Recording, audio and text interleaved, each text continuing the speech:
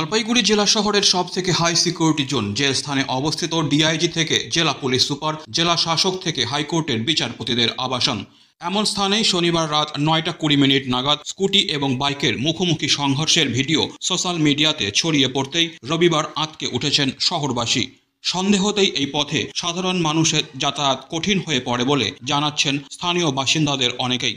স্থানীয় বাসিন্দা দিলীপ পাসোয়ান জানান, রাত 9:30 বাজে তখন লোকজনের চিৎকার এবং অ্যাম্বুলেন্সের সাইরেন শুনে বুঝি কিছু হয়েছে।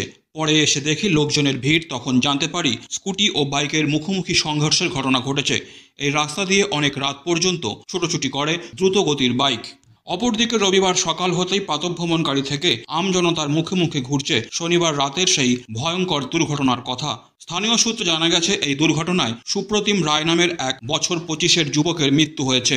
মর্মান্তিক ঘটনার পর জলপাইগুড়ির সুনাগরিকদের একটি বড় অংশ প্রশ্ন তুলছে, হাই সিকিউরিটি জোনেই যদি এমন ভয়ঙ্কর দৃশ্য দেখা যায় তাহলে আমজনতার পথ নিরাপত্তা কোথায়? তারপরে ওদেরকে নিয়ে গেছে, একটা স্কুটি এখানে পড়েছিল, একটা বাইক ওখানে পড়েছিল, বাস মানে অ্যাক্সিডেন্ট হয়েছিল। হ্যাঁ, আওয়াজটা শুনেনি? আওয়াজ তো আমরা দূরে থাকি তো অনেকটা। আচ্ছা, অ্যাম্বুলেন্সের আওয়াজ শুনে আসছি। ওতে কি ছেলেমেয়েরা ছিল, মানুষ? না, বললো যে স্কুটিতে একজন আর বাইকে দুজন ছিল, যেটা শুনেছি। আচ্ছা আচ্ছা, তারপরে কিরকম অবস্থায় দেখলেন ওদের? ওদেরকে দেখিনি তো। নিয়ে গেছিল। এরা এইদিকে কোথায় থাকে তাও বলতে পারতেছি না। এত রাতে এইদিকে কি যাতায়াতের রাস্তা আছে কোনো? এদিকে তো এমনি লোক যাতায়াত এমনি অনেকেই দেখি রাতে বাইক নিয়ে যাওয়া আসা করে।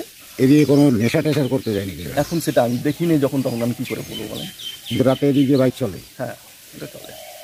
তাও কটা নাগাদ ঘটনা? এটা ওই তো 9:30 নাগাদ। আপনার অ্যাম্বুলেন্সে নিয়ে গেল? অ্যাম্বুলেন্স বললাম তো, অ্যাম্বুলেন্সের শব্দ পেয়ে আমরা আসছি। আচ্ছা আচ্ছা, এই জায়গাটার নাম কি? এটা হচ্ছে পুরাতন কোর্ট, হাকিম পাড়া বলে, ওয়ার্ড নম্বর 3 পরে এটা। আর অফিসগুলো আছে? কার কার অফিস আছে এখানে? এখানে হচ্ছে এসপি অফিস আছে, ওদিকে ডিআইবি আছে, হোমগার্ড আছে, সামনে ডিএম আছে। আপনার নাম? আমার নাম দিলীপ পাসওয়ান।